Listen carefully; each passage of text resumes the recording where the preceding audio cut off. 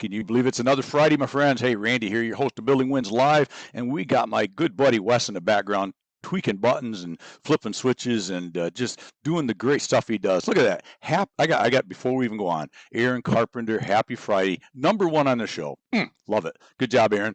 Hey, listen, today we're going to go back to the industry with a guy that you are going to really enjoy this conversation. We're going to talk about the industry, the metal industry, metal machinery, and where the metal industry's been, going, will be. He's got a crystal ball out that's going to tell us everything we need to know, because that's what Ryan does. He's a smart young guy. Well, again, everybody's younger than me, so he's a smart guy, and we're going to be having a great chat in just about 7 seconds, so don't go away.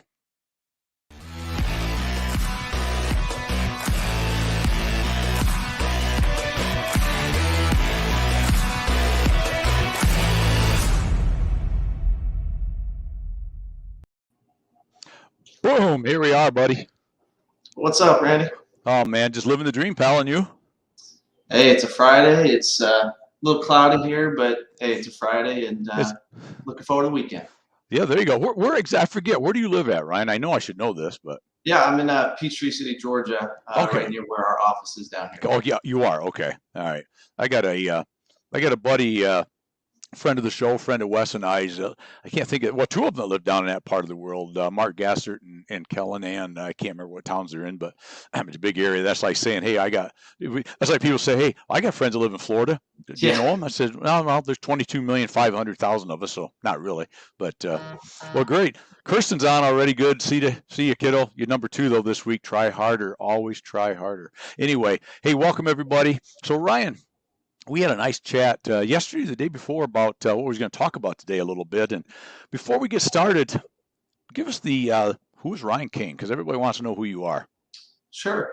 Yeah. So I've been in the roofing industry for about 10 years. Started at OMG, selling fasteners, adhesives, that sort of things, and much more of the commercial flat roof. Then over time, I've worked for a couple different companies, and I've now been at Sedan for a little over 3 years. For me, it was I got to take the roofing knowledge that I had and got to now have fun playing with machines. So it was, I was that kid taking apart VCRs, and taking apart stuff I wasn't supposed to, but that was who I was. So I get to play with machines, but still get to use that roofing knowledge I've had over the years. Perfect. So you're the one. You're the national sales manager, but you're one of these guys that still likes to walk out in the plant and root around and play with equipment, I take it. Oh yeah.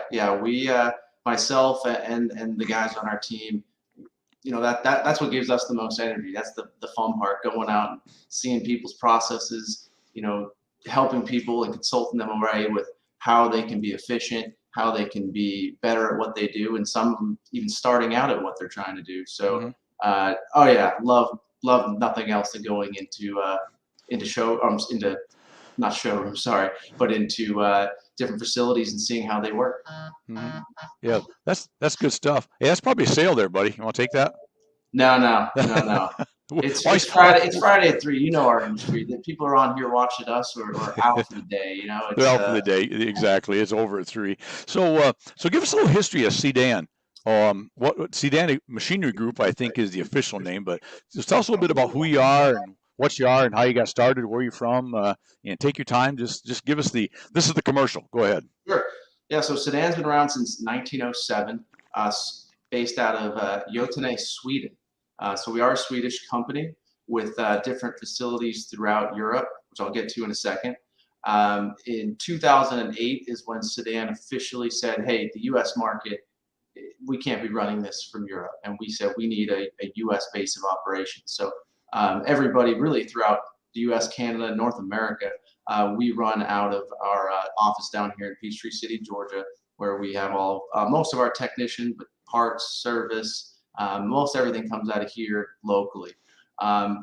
Grown a lot, especially since 2008.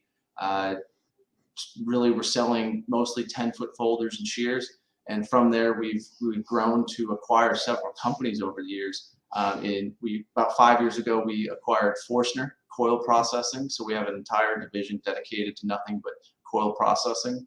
A couple of years after that, we acquired a company called New IT, which is our cloud-based shop software, essentially, that really takes our, we'll go back to it later, but it really takes kind of our old school approach of writing profiles on paper and taking orders over the phone and really turns it into like that more Amazon or something like that we're used to.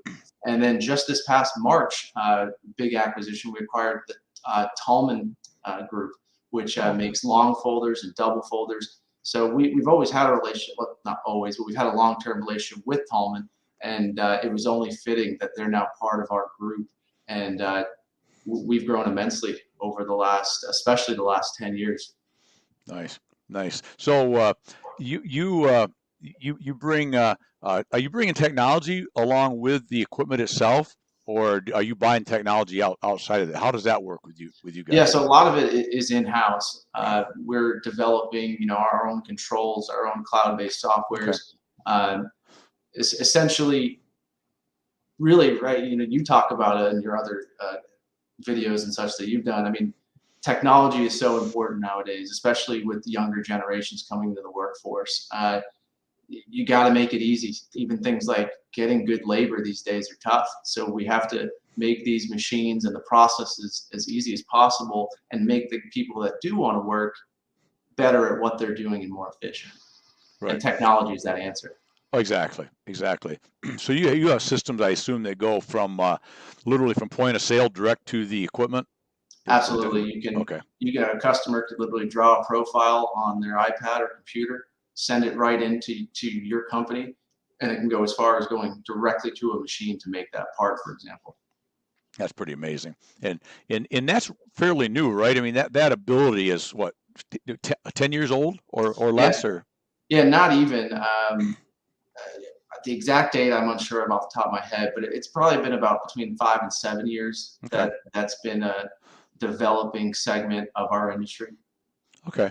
So you in Peachtree area, you do are you manufacturing equipment there, or is that being manufactured in Europe and brought over and assembled, or how does that whole process work? Yeah, so most everything, so of the 3 companies I actually mentioned, so of our core sedan machines, those are being manufactured in Sweden.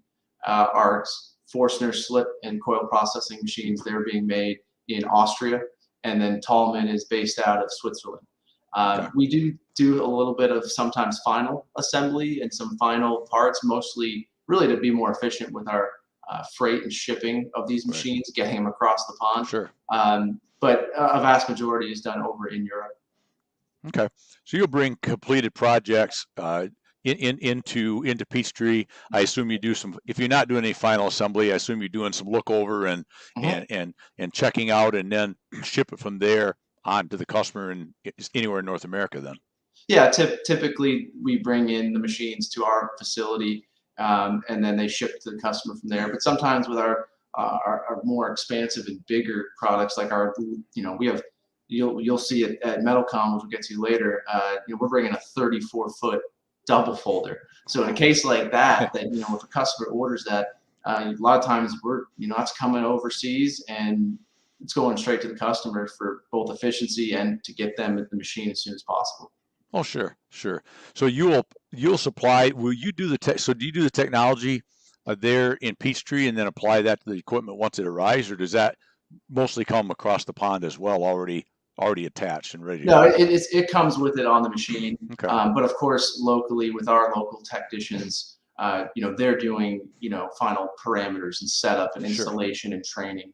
All that is being done by our technicians, mostly out of Georgia. We do have some technicians spread throughout the country and one in Canada now as well. But they're coming to a point that when it arrives, most machines are ready to roll. Gotcha. So, I think that whole technician, as you talked about, is so important because in what you're doing, the equipment you're supplying, most of these roll form companies, they're out of business if the equipment goes down, right? Whether it's mechanical or technological, they're dead in the water like instantly. So that's pretty important that you have a good background of technicians to walk them through that almost immediately, I assume. Yeah, we have what we do is we have like a ranking system essentially, which is if you're your world's on fire. Your machine's Right. down. We're going to put a higher priority to helping you out than somebody that maybe says, I got a weird little thing on the computer, but I'm still running. So we always try Right. to prioritize our customers with who's, in the most dire need, because, like anything in any kind of machinery, I don't care if it's our industry or elsewhere, one day you're going to have an issue. Mhm. It's going to happen. It doesn't matter if it's a car, a computer, a sheet metal machine. One day there's going to be a problem. So, as we've continued to grow, we make sure that, we're bringing on and training and doing as much as we can to mitigate and also help as soon as possible when issues do arise. Sure. Yeah, that and that's huge because I've known the Sedan name for quite some time now, just being in the industry myself for so long, and that's probably you've got the A B punch there, the 1-2 punch with some really good equipment, highly respected, but I've Thank you. never heard anything other than high praise for the backup after the sale because, like you said. In any industry or in any part of any industry, like for example, as you know, one of the things I'm involved with is fasteners or different Sure. things.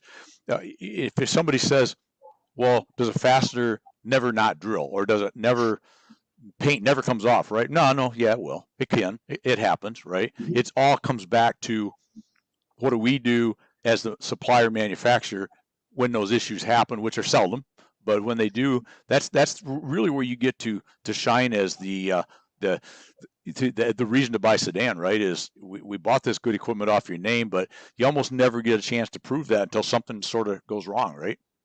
Absolutely.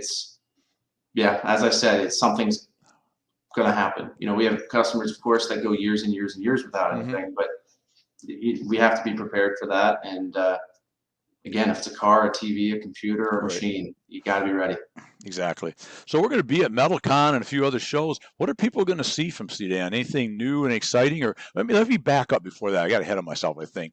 Why don't you walk us through, for anybody that may not know, um, what's the basic product line that you offer? What's kind of your number one and what are you known for? And give us a little idea of what Sedan is in general, and then maybe if it's unless there's something you want to roll out at MetalCon that's like a big black secret with a tarp over it yet, let us in or don't let us in. But No, yeah, like as we were going back before when I was talking about our different divisions, really the biggest thing that kind of sums that all up is, and it's one of our couple of slogans or whatnot that we have, but it's to be that one-stop partner.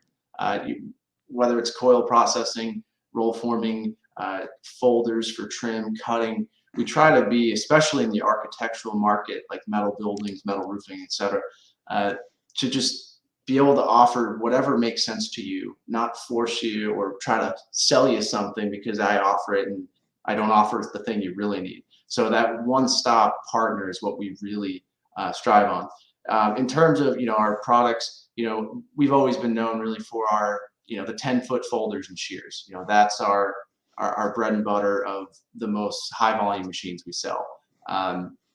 From there, of course, when you go to Forstner, the coil processing, slit and cut to length, and recoiling, multi-coil lines, that sort of thing. And then, of course, with Tallman, the guys that need that extra length, that those 21 footers and 34 footers and even longer. And then, of course, that double folder.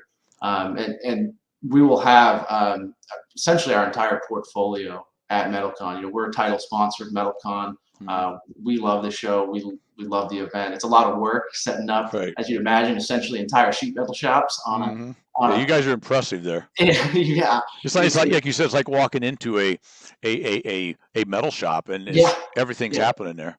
Essentially, yeah, we're setting up a full working metal shop in a few days, and then we have to tear it all back down. And so it's very involved. And yeah, this year the big reveal, and actually we just actually won the award for the metal forming, roll forming category from the MCA for the Innovation Award, and it's for our Tallman, which of course has been out for many years, but it's our essentially fully automated Ferrari Tallman, where Mm. literally the metal loads itself.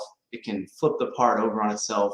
And now this one we're bringing, it'll even unload itself. So that's the big, Ferrari, Cadillac, whatever you want to call it, that we're bringing Right. to the show. No, if you could get to where it installs itself. Yeah, I yeah, mean, I'm just saying, just throwing that out there. yeah. I just come up with something, and I only want a small commission out of this because this is pretty brilliant, I'm sure. Is you should run, you should get like a whole bunch of jobs from people that are driving into Indianapolis, and you could actually pay for the show. Yeah, right. Like just roll for them actual jobs. I like that. What do you think? Although we're not in that business, and I don't need somebody mad at me that I was making their customers' parts, so I'm going to go ahead and not do that right now. Oh, okay. Well, I thought it was a brilliant idea for a minute, but yeah, okay. I guess that's why I'm not national sales manager of Sedan or Sedan or Sedan or whatever you. What'd you say? What'd you say the Swedes call it? What's the name? What are they called over We'll there? put a little extra emphasis a lot of time on the A, so it'd be more like Sedan. But Sedan. I've always personally gone with the going with the car. Exactly. I like Sedan. That's just always been mine. Yeah. But if you call the office, you might even hear a few different names going around. Oh, is that right? Is that right? So yeah, I know that MetalCon is a great show. Look, we're like a month away next week. Wow. Yeah.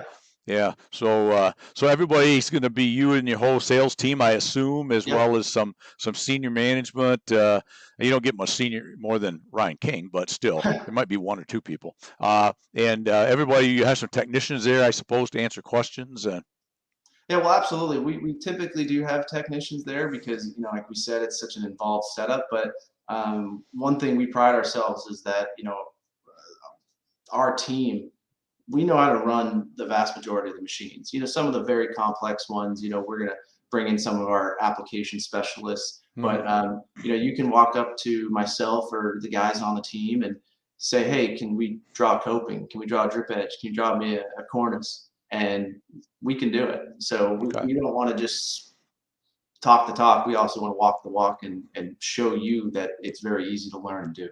Sure. So your sales team are definitely very technically oriented.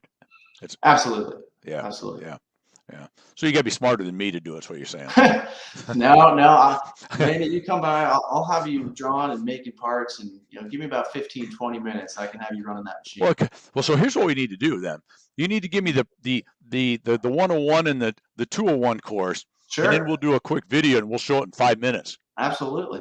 Randy and Ryan making a part. And because I'll tell you what, if that doesn't sell it, because anybody that knows me, they'll say if Randy can figure out how to get this part in like 5 minutes or less, we might sell like 50 of these right at the show. I'm thinking, because my technical background goes to about as far as well, let's put it this way. My wife and I, the Dixie chick, we've been working all morning trying to get the garage door opener to sync up to her new car. So sure. there's where I'm at in my technical background.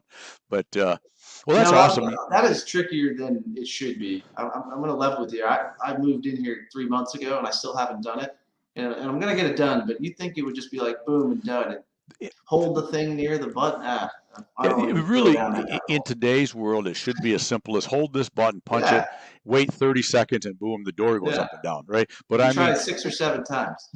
We've looked at more YouTube videos and install manuals online, and we're still like, I'm on the ladder, she's in the car, we're all over the place. And it still don't work. So anyway, but we meant to do that. That'd be fun.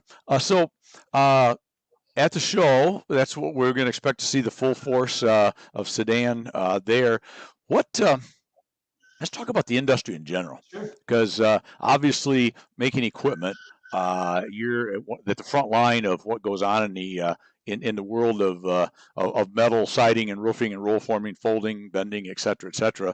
I'm a component guy, so I'm a step or two behind what you guys are doing.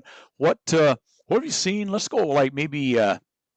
Let's take us back 2-3 years if you want, or wherever, and how we got through the pandemic, the lockdown, the crisis, the whatever happened, and also where we're at now and what's your crystal ball for the future. Sure. So I think I mentioned I've been with the company a little over 3 years, and at that time the economy was still growing really well. Everything was very growth oriented, and it still is. So let me not paint any dark cloud.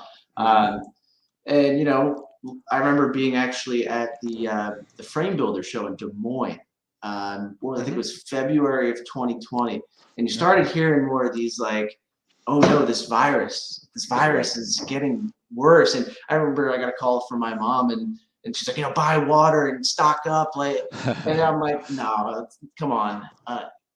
Anyway, we know what happened, but I would say so in that March or April of 2020, everybody clammed up, Mhm. and even for us, and I would assume even most of my competitors, we had a slowdown for a couple Mhm. months. I think for me, I was selling in the southeast at that time. I think I sold one machine in March and April, but then all of a sudden May came, and as you probably know as well, and Right. all these people were at home, they said, well, let's build a barn.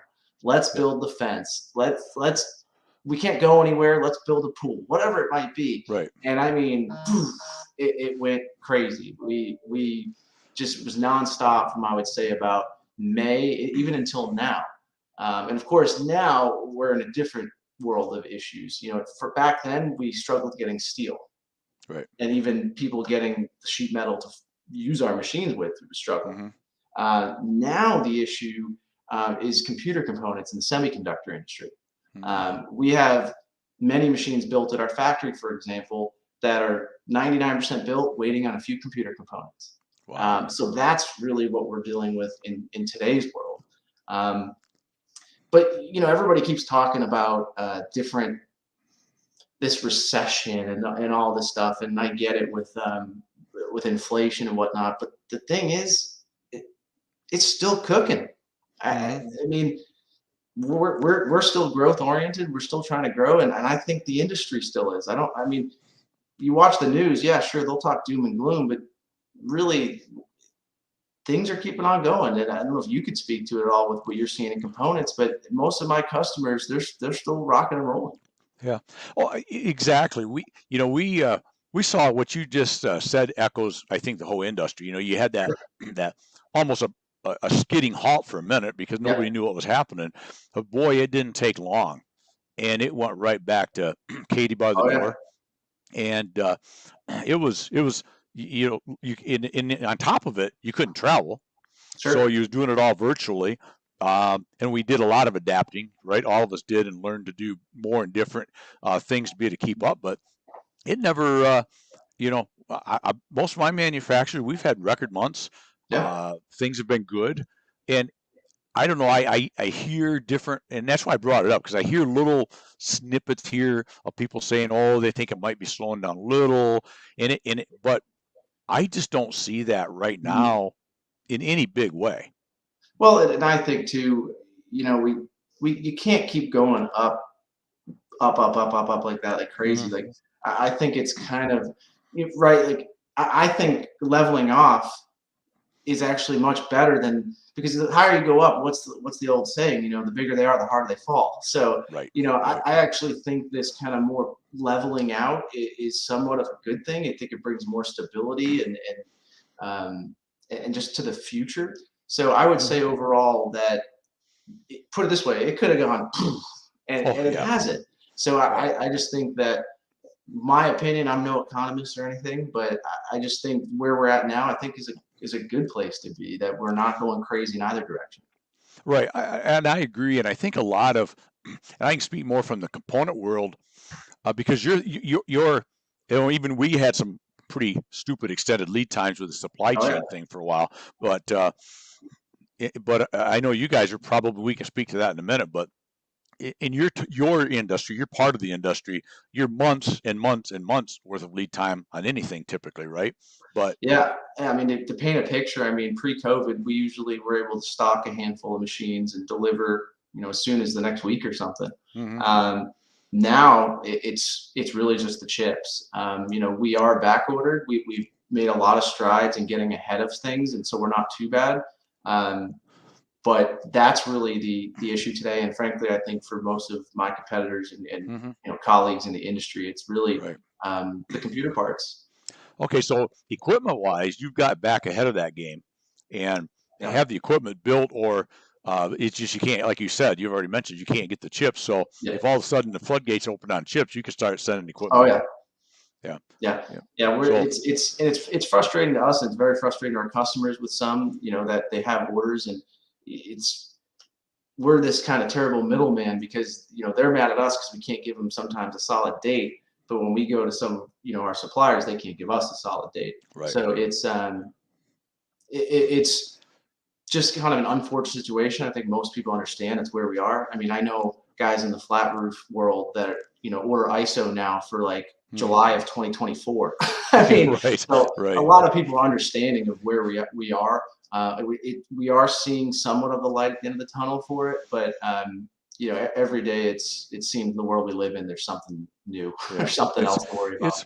It's new challenges and so forth. But the one thing that I see, you mentioned earlier back in my components world, I feel like, and I addressed this today with somebody, that it's this leveling, but leveling based on the incredible astronomical rise that we had for the last couple of years is by no means bad. It's just relative, right? Sure. But the one thing we're seeing now is that all of us in the component world, while they're still isolated, they're isolated. It's not like everything you can't get. Right. I mean, we're at a point where it's just nothing you can get. Right. We're waiting forever. Tell me what you can get, but nothing. I mean, you're going to wait. But now all that, and so what would happen, I digress a little, is people were panic buying, right? A lot of people in our industry were making good money. They're selling, they're staying on top of the price increases. So if I got to order 6 months worth, I'll order it because the problem is when you're in a crisis mode with inventory and supply chain, that's really not what we want as a manufacturer. That puts it, if we can't supply you 10, I can't take 20, right? Yeah. And you're taking 10 when you don't need 10, but you're panic buying, right? Exactly. I think there was some level too of shooting our own selves in the foot, and you just basically said it, but where a guy who would buy 10 coils, he bought 20 and 30, and then the other guy did that. And so they kind of created this artificial demand spike that you didn't really need it, but it's like the old run on the banks. It was a run on coil. And I get it. I'd probably make a similar decision if I owned a company that was rolling out panels. I don't want to not have material, but I do think there was a little bit of an artificial jump in that price because companies were buying 2, 3, 4, 5 times what they needed in fear, and that drove up the prices. Exactly. Oh, exactly. And that's what I was saying is that's what a lot of what I think I'm seeing now in the component world is that the business is still good and steady, but they're buying normal now, not this craziness. So sometimes when you look at that versus last year and the year before, they're going, well, they're not buying as much. Well, they are annually, but they're not making that great. You forget that last year at this time they bought 4 times what they normally would buy because they was in a panic. Yeah. And now they realize that after time, all of us in the component world, my companies as well as all of my competitors, we're all doing pretty good now. Yeah. We're supplying on time or reasonable, and so all of a sudden everybody's settled back down. And then of course they settled down in our world when the steel was still climbing and the supply issues were there. They had to put their money into coil. Sure.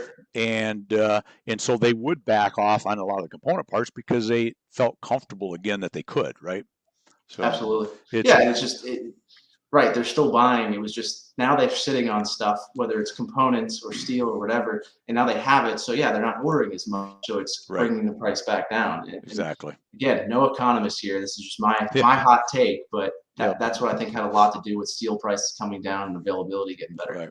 So you guys are geared up, planning on 2023, kicking off here with really in our world, 2023 sort of starts at MetalCon-ish, right? In that kind of time frame, we're already rolling into 2023 now, and I think you're looking at the same way I'm looking at it. Is I don't even want to say cautiously. I don't want to be overconfident, but I feel pretty good. 2023 is going to be a pretty darn good year in our industry. Yeah, I do as well. And I mean, you mentioned the crystal ball earlier, which I don't have, by the way. But, I thought I saw it earlier. You sure? But I think a big reason, especially in our industry, that I think 2023 and beyond are still going to be very strong is we've seen such an uptick in metal roofing. We've seen such an uptick in metal buildings for residential use, like barn dominiums and such, but especially in the more rural parts of the country. That type of building it wasn't going on 20 years ago. Right. If you built a barn, you built a barn. You didn't Right. build a big structure with a beautiful interior, and that's very affordable. Um, and especially in places like down in Florida and coastal cities. I mean, they're all metal roofs. Right. It's tile and even shingles definitely have to be taking a hit compared to like the metal we've been seeing, Hmm. especially in coastal environments. But really, just in general, metal has become much more accepted as especially in the residential world, but as a good product to use. Where historically it was wood, brick, and shingles. Right. That's what every house in America was, and I think that Exactly. I don't think metal roof, for example, is ever going to take over shingles. I just don't think that's going to happen. But I do continue to see metal in both the metal building world with your 36-inch panels and your standing seams to continue to grow. I Hmm. just based on what I What? see and talk to my customers. Well, no, and I think that's a great point, Ryan, because I see so much of the growth in a lot of my component world because of the residential application of metal, Mhm. right? And I think that because the general roofing industry is so huge that we grow maybe by single digits every year, let's Mhm. say as an industry, the metal roofing Sure. industry, but single digits of billions and billions and billions and billions of dollars is a whole lot of money still. Absolutely. And I think that's where uh, one thing about it we saw during the the lockdown of the last 2 or 3 years that we went through, the crisis, the whatever we want to call it, uh, people still had to have roofs, right? Yeah. And that's one thing they just have to have. And Sure. secondarily, all the backyard pole building world was strong because we're not traveling, we're not doing anything, so we'll throw up a 30 by 40 out back. Sure. Agriculture rides its waves, right? Industrial commercial rides its waves, but the good news is that metal is in by adding residential to be another major player in our Sure. industry. You may not catch all the waves at one time, and probably just as well we don't, or none of us can keep Sure. up.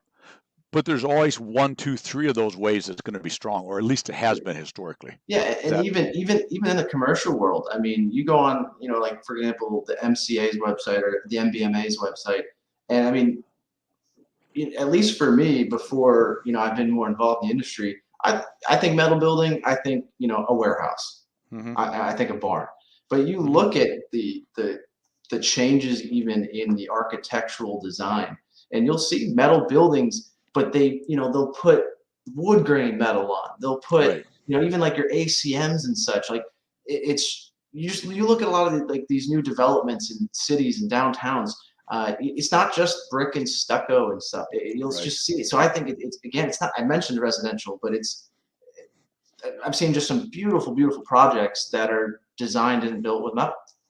Oh, absolutely. And like you said, you hit on the different finishes, the different looks, not only different panel looks, but the finishes, the texture just has been really large in the, Sure. the more ag and standing seam world, which makes a residential roof just look more appealing, right? Absolutely. But then you look at what some people, and not to do any name dropping unfairly, but somebody that's a good friend of the show, been on our show, the Western States Metal Roofing folks, Yeah. uh, the Rubios, good friends of mine. I mean, whoever thought 50 years ago, 30 years ago, that people would have a warehouse with 150 different colors and Yeah. crazy stuff? It's like any look you want. It's like we can have a rusted looking, like 497 different ways, right? It's like it's amazing. Some of the stuff that you see. A lot of these different people around the country doing in the commercial industrial world, they just they're not just a plain old block building with a cement block up 4 foot and a little Yeah. R panel or something and call it a day, right? These things Yeah. look nice. I mean, even things like like Core 10, and Oh, like I think I saw Stacy recently post something about some hmm. Core 10 jobs that they had. Yeah, they're a great customer of ours as well. Yeah, I figured they probably Yeah, were. Yeah, shout out. I believe they just opened a new location. I'm gonna get in trouble. I want to say it's in in Phoenix Texas, area or something. in Phoenix, and then they opened one in Texas too, I think, didn't Yeah. they? Okay. I think. Yeah, Yeah, yeah. Todd, But who jumped on earlier. Todd works with those guys over there. okay, Shout out. gotcha. Gotcha. Perfect. Well, so you've been very kind with your time. We blew through 35 minutes already, buddy. Oh wow. Wes always does a great job of reminding me the should ask questions. Was there, as we kind of wrap up, give me the one or two things that you wish I'd ask, or something you'd like to finish up on. What didn't we talk about? No, I think we hit on a lot. The industry and the growth of the industry. Yeah, I mean, I would say we talked about MetalCon, but I mean, we're hitting trade show season now, right? We are, man. I got my calendar over here. I mean, we've got MetalCon. There's the Western States Association. There's the Rollform Show. There's the Midwest and RCAT show, and yep. Then you're into next year, and you got IRE and the Frame Builder show. So yeah, I know. Plenty of chances to see us and exactly. so many people in the industry. So exactly, plenty of chances for you and I to hang out, man. Absolutely. I mean, I might even have a Dr. Pepper with you. Absolutely. I was going to suggest that. And I think it's a great idea. And one thing I'll leave to the audience, as we've continued to grow, we actually have a territory open in the Midwest. So if you or anybody knows anybody that wants to be part of the team, and I can tell you from my own experience, it's been awesome. And I love, again, playing with machines and selling machines. So anybody out there in basically like the Michigan to Tennessee, that kind of corridor there. So definitely pass that along. Yes, well, that's good to know. So, and I'll tell you. So, do they here? Now, I don't know if this is going to be a good thing or a bad thing, but I roll the dice. Do they get to work directly with you, Ryan? Absolutely. Well, see, there you go. I mean, the applicants are going to be flowing. Yeah. Hey, we're we've talked to a few people. There's a few people that we're getting closer with, but until that day happens where we bring on our next person, and frankly, even if it's not this position, we're growing, and perfect. There'll be more. That's awesome. Beautiful. Ryan, I appreciate your time, my friend. Thank you, Randy. Yeah. Look forward to seeing you and a bunch of compadres here in literally a month. A month from Tuesday, I'll be getting into Indy sometime early in the day, because I don't know about you. Well, you'll be there probably because you guys got all that setup to do. But yeah, I think I get in Sunday, and I think some of the other guys get in as early as Friday night. So it's a lot of work, but it's fun. Yeah, I roll in Tuesday because I found a little nugget for young guys in the rep or sales guy world. Probably the single most important day for me at a trade show as a manufacturer's representative working with manufacturers is the day before the show. Yeah, sure. People start flowing in. They're unencumbered by dinners typically, and this and that, and shows and little meetings they want to catch, right, and talks and those things. They're just in town, got away from the office, looking to have a burger and a brew or two. And I've sometimes accomplished more the day prior to the show than the whole rest of the show, right? Well, and it's funny you say that, Randy, because I think you and I first met just walking by at one of the hotel lobby bars. I think it was in Vegas. Yeah, I think it was Vegas. I think it was Vegas, and I said, I've seen this guy on the internet. I gotta say hello. Yep. You know what? It was Vegas. I'm trying to remember which bar that was. I think we stayed at. Oh gosh, I can't think of it right now. But we were right like across from the MGM. Yeah, that was the MGM. That's down there in that New York area, someplace. Yeah, I wasn't there, but I remember you walked up and we chatted and now we know each other good. That's a great thing. Which is, again, I'm not going to go off a rampage now, but it's another thing that I love to talk about, which is important, which is engagement and networking, right? Man, you can't network enough in an industry. And that's what I love about these shows is, in your case, getting on the show floor, seeing the equipment's important, but I spend a lot of time on the showroom floor. I'm never in a booth. I'm trolling, man. I'm trolling, looking for people I know, looking for people's name badges from an area that I work in that I may not know. And if you go to these shows, the idea is all I'm going to do is get away from mom and the kids and the office and drink some Dr. Peppers and eat some pizza. You're wasting your and your company's time, man. Sure. There's so much that can be accomplished. All in fun though. Still, it's all a good time. But, well, listen, buddy, I appreciate you. Have a great weekend, and we'll see. If I don't talk before, we'll see you probably Tuesday on the whatever date that is in beautiful Indianapolis. You'll know where to find us. I'll find you. You'll walk right in, and you can't miss us at MetalCon. Can't miss it. I'll be on a beeline, buddy. It'll be like one of those movies. I'll be running in slow motion with the music playing, yelling, Ryan. Yeah, It'll be $6 great. million man music, right? I'll give you some of that. All right. It's going to be a beautiful moment. I can tell already. All right. Hey, thanks for being on. I appreciate you. Thanks, man. Appreciate it. Have All a right, great buddy. weekend. See you You soon. got her. Take care. All right. Thank you, buddy. Hey, thanks everybody for jumping on, and share this out and check it out on replay. And hey, Kirsten, you have a great weekend yourself. Thanks for being on as always. So, hey, I hope you enjoyed that with Ryan from Sedan, if you want to say it that way. I'll be with Sedan for the rest of my life. But anyways, stop and see him next month in twice. You have 2 opportunities next month in Indianapolis, and then later in New Orleans. Good old NOLA, the Big Easy at the Construction Roll Forming Show. I will also be there for both. So if you get in town, do not show up in either town at either venue and not shout out at me. I will call you out on air if you do that. We have to get together, even if it's just to shake hands and say, hey. So anyway, what are we doing next week? Next week, we're going to be back and staying in the industry again. We're going to be back with a repeat performance by a good friend of mine from the industry, Heidi Ellsworth. Heidi is in charge of, runs Big Guru for Roofers Coffee Shop, which everybody in the industry knows as the premier online internet-based promotional arm for the roofing industry. And it's going to be really exciting because we're going to see her at MetalCon, and she's going to be talking a lot about on the show next week about the Metal Coffee Shop, which is a new rendition or iteration to what they've already been doing. So we're going to chat about that, chat about what's going on at MetalCon with her take on the industry. And she was an outstanding guest a few months ago, and I really wanted to have her on, one, to talk about the new Metal Coffee Shop, but also to talk about the upcoming MetalCon. And I think she'll be at the Construction Roll Former Show. That I'm not sure of, but if not, Gary got an extra shout out. So, and that's always okay. I'll bill you later. Anyways, that's it for now, my friends. That is another great day of Building Wins. Appreciate y'all. Share us out and follow us on LinkedIn and everywhere else in the world. And hey, shout out, Ryan's already shouting out to Heidi. Yep, that's one thing about this industry. We talked about networking.